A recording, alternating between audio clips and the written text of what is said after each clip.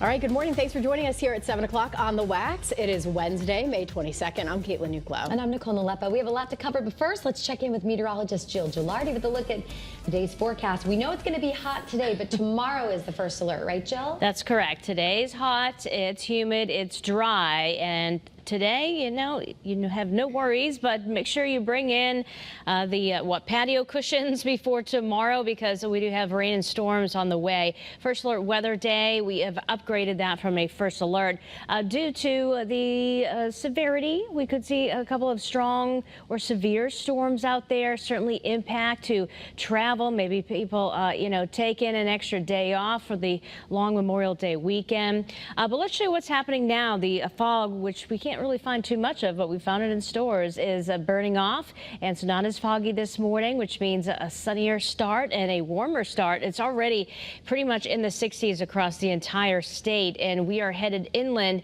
By noon, 84. By noon along the shoreline, 71. So once again, a spread in temperatures. First alert for a very hot day, getting up to about 90 degrees, if not slightly higher. That's the big story today. Again, more on the storms for tomorrow coming up in about 5 minutes. For now, let's get an update on traffic. Welcome back, Caitlin. Thank you, Jill. Nice to see you. Good morning, everybody. All right, if you are getting ready to head out the door, heading to work, getting the kids ready to go to school or the bus stop here this morning, grab the sunglasses, and other than that, you should be in pretty good shape. Normal drive times and speeds for this time of morning.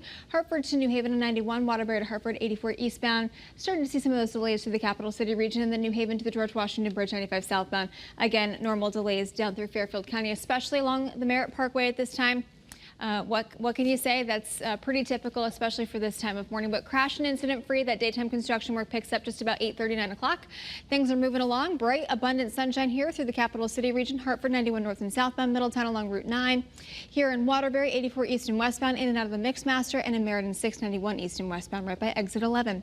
I'm Caitlin Francis with your Connecticut Chevy First Alert traffic report, driven by your Connecticut Chevy dealers. All right, thanks, Kate. Right now, we are tracking a big developing story. President Joe Biden has just announced his administration will cancel an additional $7.7 billion in student loan debt. And Channel 3's Roger Susannon has been digging deeper into this announcement this morning for us at the First Alert Desk. So, Roger, what kind of impact will this decision make? Yeah, Nicole, Caitlin, in one word, I'd say huge. The White House just made this announcement this morning about 5 a.m. and it really is a whopper. The Biden administration claims the additional $7.7 billion will help about 160,000 people get their student debt canceled. And now with this additional funding, the Biden says nearly 5 million Americans could now save on their student loans through this program.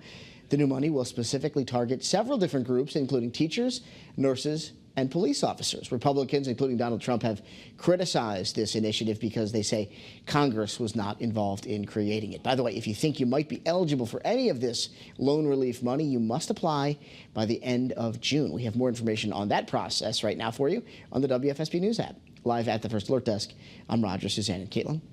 All right, Roger, thank you. A scary scene in Newington to tell you about this morning after a tense police standoff at a condo complex near Webster Court. Police were called after reports that someone violated a protective order and was possibly armed inside one of the units. Neighbors were told to shelter in place while police tried to get the suspect to surrender. And 32-year-old Michael Elliott was eventually taken into custody. About 4 hours later, we're told no one was hurt.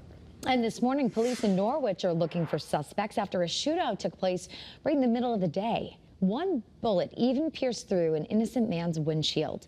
We're told at least 2 men started shooting at each other just before noon yesterday on Central Avenue. Well, one of those men ended up crashing a white Honda into another vehicle before taking off.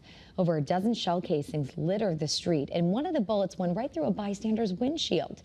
Fortunately, no one was hurt. A disturbing case of animal cruelty to tell you about in Waterbury. It has landed 8 people behind bars. Police say the group was illegally gambling on roosters who were attacking each other in a large garage on Gaspari Lane. Detectives tell us that they were tipped off about all this back in March, and then they were able to break up the event.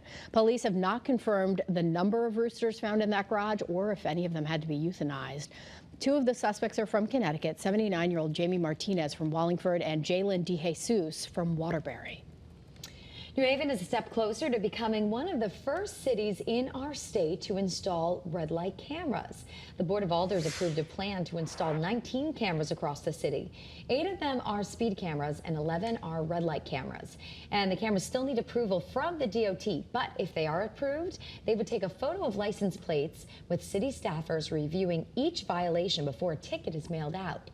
Tickets would be mailed out to the car owner, not the driver, and they would receive warnings for any violations in the first 30 days. After that, the first fine is $50. Each subsequent one would be a $75 fine.